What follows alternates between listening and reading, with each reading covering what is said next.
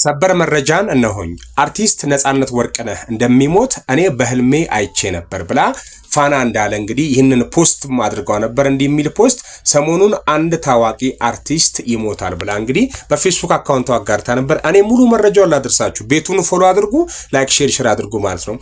አንዱ ጠራውና ይዞት ወጣ። በፈረንሳይ የምትኖረው ፋና እንዳለ ከ5 ቀን በፊት ያየችው አስገራሚ ህልምና የአርቲስት ነጻነት ወርቅነህ ማለፍ ዛሬ በመላው ኢትዮጵያውያን ዘንድ ታላቅ ያዘን ቀን ሆኖ ውሏል።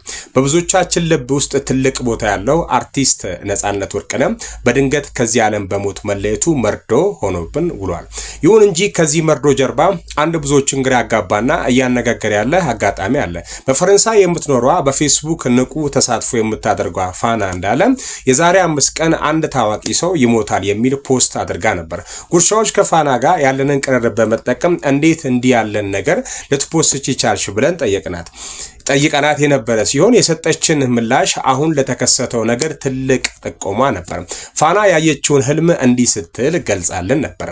ሌሊት ነው፣ ሰዓቱን አላውቅም። የሆነ የታዋቂ ሰዎች ሴሌብሪቲ የተሰበሰቡበት ትልቅ አዳራሽ ውስጥ ገባው። በሩ ላይ አንድ ሰው ብቅ ብሎም እንዲህ አለኝ። በድንገት አንዱ መጣና ያንን ሰው ጠርቶ ይዞት ወጣ። በዚያን ሰዓት ማንም ምንም አላለም። እኔም ተከትያቸው ለወጣ ስል ፍርሃት አደረብኝና ተመለስኩኝ። በአዳራሹ ውስጥ የነበሩት ታዋቂ አርቲስቶች መሆናቸውን አውቃለሁ እንጂ ማን እንደሆኑ ለይቼ አላወቅኳቸውም ነበር።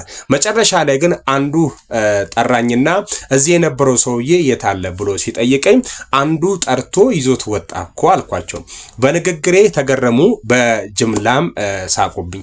በዚያው ነቃው። ያ በህልሜ ተጣርቶ የወጣው ሰው እንደሚሞት ተርጉሜ ነው የዛሬ 5 ቀን ፖስት ያደረኩት። ፋና ይህንን ካለች ከ5 ቀናት በኋላ ዛሬ ታላቁ አርቲስት ነጻነት ወርቅነህ በድንገት ማለፉን ስንሰማ የፋና ህልም እውነት መሆኑን ስንገነዘብ ግርምት ፈጥሮብናል። ይህ አጋጣሚ በእውነትም ያስገርማል። እናንተስ ስለዚህ ጉዳይ ምን ትላላችሁ?